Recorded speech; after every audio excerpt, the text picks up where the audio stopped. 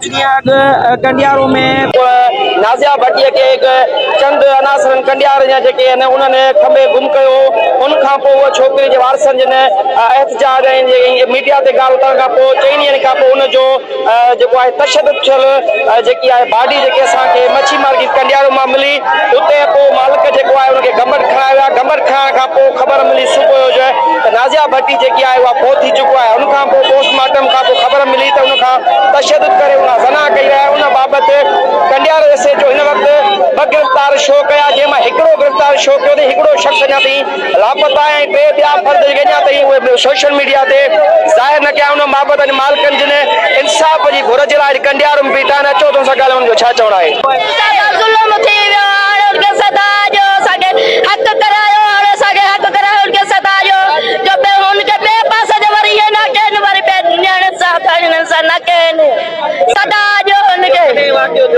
इनके वाक़े के अज तुम मेरे दी थियो वाको रियो दी गुम थई वई। उनखां पोइ छा थियो? उनका जेको आयो त तारा कंडियारे जो केर ना आयो, साडे केर ना आयो। कंडियारो एसए जो तव्हांखे को रिलीफ ॾियण जे लाइ खातिरी कराई केर ना केर कोन आयो, साडे केर ना आयो। हाणे तव्हांजो छा मौक़िफ़ आहे? असांजो मौक़िफ़ सारी आहे जो हिकिड़े खे ॿधो अथनि, ॿियो वरी जेको पैसे वारो आहे ज़मानत ते ॿार आहे त उनखे बि अरेस्ट करे तहक़ीक़ात सुठे नमूने सां कई वञे। असांखे इंसाफ़ खपे, ॿियो कुझु न खपे। उनखे छॾे वियो आहे त उनखे बि मीडिया जे अॻियां आंदो वञे न। हिकिड़े खे आंदो आहे त ॿिए खे उन सां कई वञे। असांखे इंसाफ़ खपे, ॿियो कुझु न खपे। उनखे छॾे वियो आहे त उनखे बि मीडिया जे अॻियां आंदो वञे न। हिकिड़े खे आंदो आहे त ॿिए खे छो न आंदो आहे?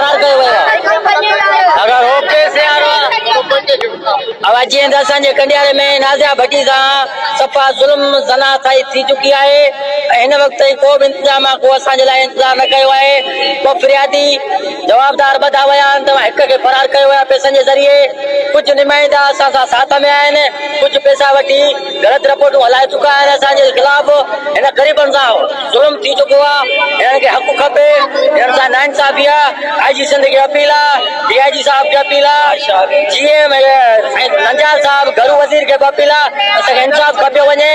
अॼु खां 3 ॾींहं अॻु में छोकिरी गंबड़ दाख़िली उतां बि असांखे लाश मिलियो। का वधीक न आई। कंडियारे आयासीं, कंडियारे वारा पोस्टमार्टम न पिया कनि। थाणे वारा चवनि पिया ईअं दफ़नायो वञे। असां चयो त ईअं कोन दफ़नाईंदा त साईं कुझु बि न मिलंदो। असां हुन खां बाद में पोस्टमार्टम करायो आहे। हुन खां बाद में माण्हू पेश कया आहिनि। पुलिस 2 ॿधा आहिनि, हिकिड़ो फरार कयो आहे पैसनि जे ज़रिए। हिन वक़्तु असांखे कुझु बि कोन्हे। ज़ुल्म आहे असां सां। उनखे जेको फरार कयो आहे उनखे लाक़ब कयो वञे।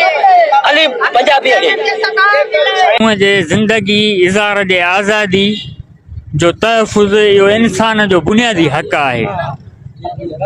बदकिस्मतीअ सां हिन मुल्क जे अंदरि सिंधी माण्हुनि खे न आज़ादीअ सां सियासत करण जो हक़ आहे, न आज़ादीअ सां ज़िंदगी जीअण जो हक़ आहे। जेको आहे ॼण त असांखे हिन मुल्क जे अंदरि इंसान ई नथो सम्झो वञे।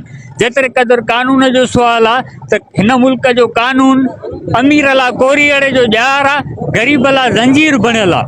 सो ही जेको नंढड़ी असांजी नाज़िया भट्टीअ जो जेको केस आहे ऐं उन में जेका इंतिज़ामिया जी दिलचस्पी आहे ऐं हू जहिड़े तरीक़े सां हिन केस खे अॻिते वठी वञी रहिया आहिनि, इहा इन ॻाल्हि जो सबूत आहे त हिते ग़रीब सां नाइंसाफ़ी थी रही आहे ऐं उहा थींदी रहे थी। ऐं हिन केस में बि ईअं ई थी रहियो आहे जो हिकु त पूरा जवाबदार गिरफ़्तार नथा थियनि, ॿियो जेके जवाबदार हिननि गिरफ़्तार कया आहिनि उहे बि बासरनि जे मुदाख़िलत ते हिननि छॾिया आहिनि। असां पुलिस इंतिज़ामिया खे इहो ॿुधाइणु चाहियूं था त नाज़िया भट्टीअ खे सिर्फ़ु का खाना बदोश छोकिरी सम्झी ऐं उनजे केस खे ख़राबु न कजो। नाज़िया भट्टी सिंध जी न्याणी आहे, असां सभिनि जी न्याणी आहे। जेकॾहिं तव्हां जवाबदारनि खे सहूलियत ॾियण जी कोशिशि कई त असां एहतिजाजी तहरीक हलाईंदासीं। असांखे शटर बंदि हड़ताल जो सॾु ॾियणो पियो त उहो बि ॾींदासीं। जेकॾहिं हाईवे बंदि करणो पियो त उहो बि कंदासीं। कंहिं बि सूरत में पंहिंजे न्याणीअ जे हक़ केस ऐं इंसाफ़ तां असां हथु न खणंदासीं। साईं वज़ीर आहे? साईं कंडियारो में दर्दनाक वाक़ियो पेश आयो आहे। बेहोशीअ जी हालत में न्याणी हथ आई हुई। हे मज़दूर आहिनि वीचारा, पूरे करे पंहिंजो पेट पालींदा आहिनि। उन खां पोइ गंबट खणी विया, उते न्याणी फोत थी वई।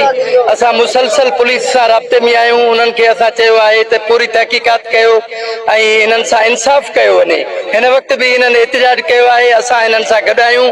ऑल पार्टीज़ अलायंस जा सभई दोस्त, सभु पार्टियूं, असां IG सिंध खां, SP नौशारो फिरोज़ खां, DSP कंडियारो खां इहो ई मुतालबो कयूं था त हिननि सां इंसाफ़ कयो वञे, सही तरह सां जांच कई वञे।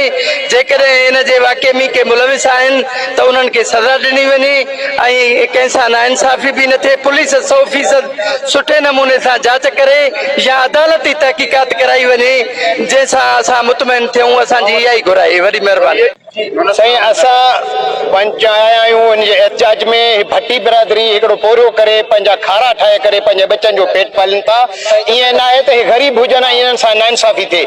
हे जॻह इहा बि न्याणी कंहिंजे माउ जी बचो आहे, का माउ जी धीउ आहे, उन माउ खां पुछो जंहिंजा अंडर सॼा आहिनि, जंहिंजो बेगुनाह बचो मारियो वियो आहे। ऐं असां चवंदा आहियूं नाइजाज़ी कंहिंसां नाइंसाफ़ी बि न थिए। हिन जे केस में को ईअं न आहे त को नाइजाज़ सां कंहिंसां ज़ुल्म थिए ऐं उहो बि न सड़े। असां इहो था चऊं त हिन सां इंसाफ़ थिए। DNA जेका रिपोर्ट अचे उन मुताबिक़ जेकॾहिं को बि हुजे ऐं इन में को बि फेरफार न कयो वञे ऐं इन्हनि भट्टी बिरादरी सां इंसाफ़ कयो वञे। मां DSP SP IG सिंध खे अपील थो कयां त इन्हनि सां इंसाफ़ करे हिननि जी हिकिड़ी कमेटी जोड़ी वञे। जेकॾहिं न त असां भट्टी बिरादरी सां गॾु आहियूं। इन्हनि खे इंसाफ़ खपे, इन्हनि खे इंसाफ़